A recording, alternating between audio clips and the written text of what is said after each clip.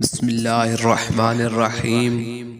عشق جامی on line YouTube channel کے محترم ناظرین، السلام علیکم ورحمۃ اللہ وبرکاتہ۔ حضرت ابراہیم علیہ السلام کی پیدائش کا واقعہ کچھ اس طرح ہے کہ ایک روز نمرود تخت پر بیٹھا تھا اور تمام لشکر اس کے گرد حاضر تھا۔ تقدیر الہی سے جادوگر اور منجم سب اپنا سر جھکائے بیٹھے تھے۔ نمرود نے کہا کہ آج تم کو کیا ہوا کہ دلگیر اور غمناک بیٹھے ہو؟ انہوں نے کہا کہ خدا تمہاری خیر کرے، ایک ستارہ عجیب فلک پر آسمان پر نظر آتا ہے کہ کبھی ہم نے نہ دیکھا تھا، آج مشرق کی طرف سے نکلا ہے۔ نمرود نے کہا کہ وہ ستارہ کیسا ہے؟ تو انہوں نے جواب دیا کہ ایک لڑکا باپ کی صلب سے ماں کے رحم میں موجود ہوگا، وہ تیری بادشاہت کو تباہ کرے گا۔ نمرود نے کہا کہ کس وقت وہ لڑکا باپ کی پشت سے ماں کے شکم میں آوے گا؟ منجموں نے کہا کہ وہ 3 راتوں دن میں۔ پس نمرود نے کہا کہ حکم دیا کہ یہ جتنی عورتیں بالغاں ہیں وہ آج سے اپنے شوہروں کے ساتھ ہم بستر نہ ہونے پائیں۔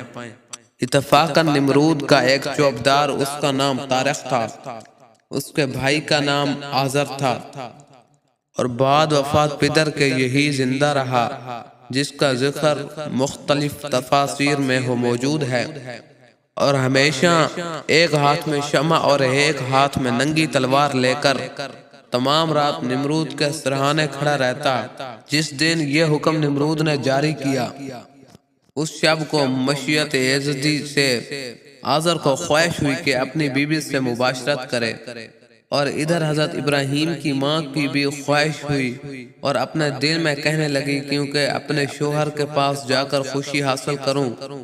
اسی پس و پیش میں تھی کہ وہ فور خواہش سے آدھی رات کو گھر سے نکل کر دروازے پر قصر نمرود کے جا پہنچی، یعنی نمرود کے درمحل کے دروازے پر جا پہنچی۔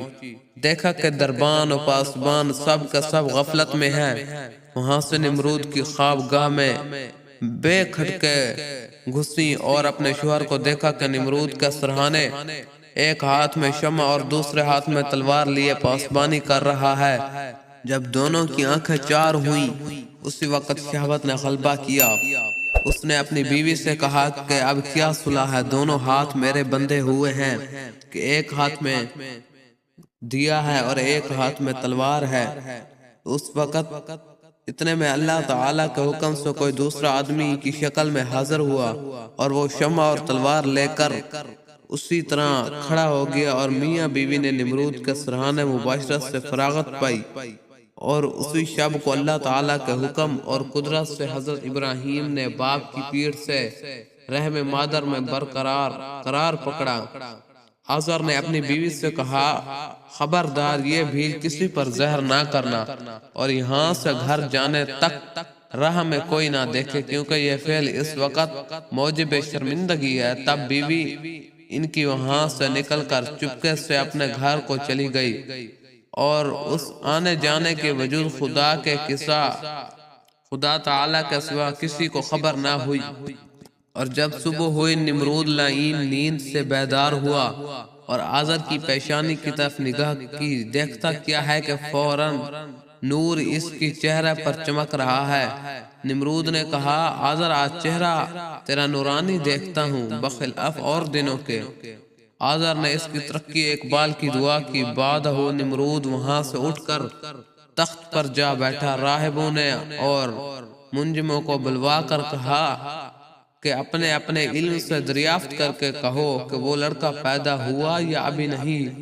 سبوں نے دریافت کر کے عرض کی کہ جہاں پناہ سلامت، شب گزشتہ کو گزری ہوئی رات کو وہ لڑکا بحکم خدا باپ کے صلب سے ماں کے شکم میں آ چکا ہے۔ تب مردود نے حکم دیا کہ جتنی عورتیں حاملہ ہیں وقت ولادت کے اپنے لڑکوں کو مار ڈالیں۔ اس سبب سے جتنی عورتیں حاملہ تھی سب نے اپنے بچے مار ڈالے۔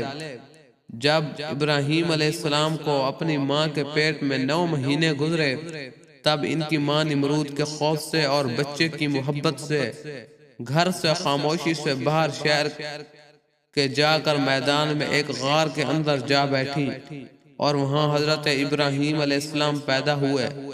ان کے نور سے غار یک بارگی ایک دفعہ روشن ہو گیا، اور ان کی ماں رونے لگی اس خوف سے کہ مبادا خدا نہ کرے یہاں آ کر کوئی لڑکے کو مار نہ ڈالے۔ آخر لڑکے کو کپڑے میں لپیٹ کر وہیں چھوڑ کر گھر آ گئی، گھر کی طرف روتی ہوئی چلی گئی۔ اس وقت جبرائیل علیہ السلام نازل ہوئے اور دونوں ہاتھ کے دونوں انگوٹھے بچے کے منہ میں رکھ دیے۔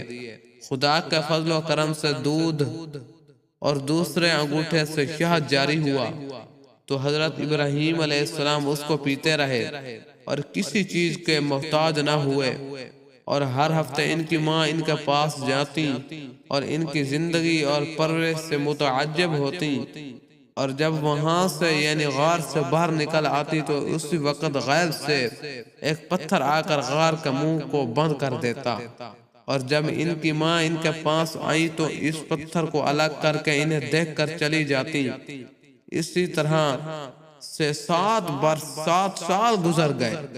ایک دن حضرت ابراہیم نے اپنی ماں سے پوچھا، یا امی من ربکا، اے میری ماں تمہارا خدا کون ہے؟ تو وہ بولی، تیرا باپ میرا خدا ہے، مجھے کھانے کو دیتا ہے۔ پھر بولے، اس کا خدا کون ہے؟ وہ بولی، کواکب یعنی ستارے اس کے خدا ہیں۔ پھر پوچھا کہ کواکب کا خدا کون ہے؟ اس بات کو سن کر ان کی ماں لاجواب ہوئی اور شرمندہ ہو کر چلی گئی، اور یہ حقیقتیں اپنے شوہر کو سنائی۔ اس وقت اس نے یہ باتیں سن کر فوراً ہی کہا کہ یہ لڑکا فرعون بادشاہ کا، نمرود کا دشمن ہے، اس میں کوئی شک نہیں۔ اسی فکر میں تھا کہ اسے کیا کرنا چاہیے۔ ایک رات ابراہیم علیہ السلام نے غار سے باہر نکل کر آسمان کی طرف نظر کی، ستاروں کو دیکھ کر کہا کہ میرے ماں باپ ان کو خدا کہتے ہیں۔ اس آیت کے اللہ تعالیٰ نے فرمایا، ترجمہ جس کا ہے، پھر جب اندھیری آئی اس پر رات کو دیکھا کہ ایک ستارہ، بولے یہ ہے میرے رب، میرا رب۔ پھر جب وہ غائب ہوا بولے مجھ کو تمہارے خواہش نہیں ہے چھپ جانے کی۔ پھر جب چاند نکلا تو بولے، جس کا ترجمہ قرآن پاک میں اللہ تعالیٰ نے ارشاد فرمایا، پھر دیکھا چاند کو روشن، بولے یہ ہے میرا رب۔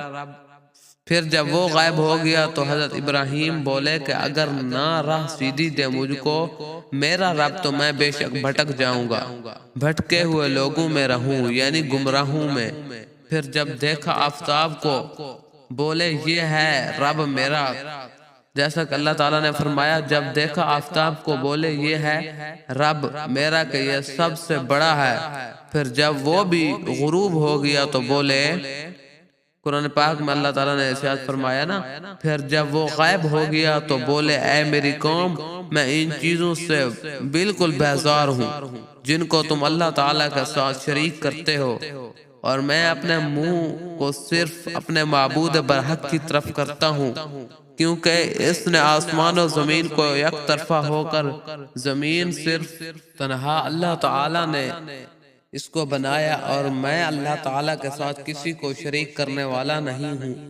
اس مقام میں اہل تواریخ سے غلطی ہو گئی، کیونکہ یہ واقعہ ابتدا کا نہیں بلکہ حضرت ابراہیم علیہ السلام جب نمرود کے سامنے گئے تھے اس وقت ان سے بطور تنزع کہا تھا کہ تم اس خدا کو مانتے ہو اور اس کو اپنا معبود مانتے ہو؟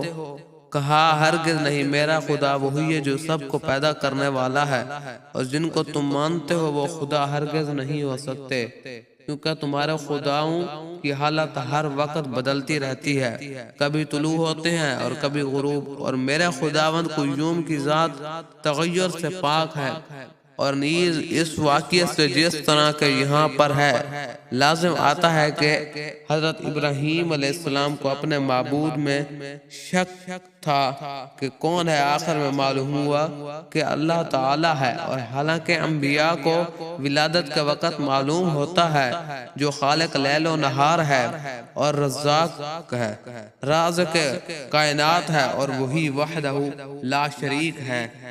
تو یہ حضرت ابراہیم علیہ السلام کی پیدائش کا واقعہ تھا، اور مزید اچھی واقعات والی ویڈیوز دیکھنے کے لیے ہمارے یوٹیوب چینل کو سبسکرائب کریں اور ویڈیو کو لائک ضرور کریں، اور اپنے دوستوں کو ثواب کی نیت سے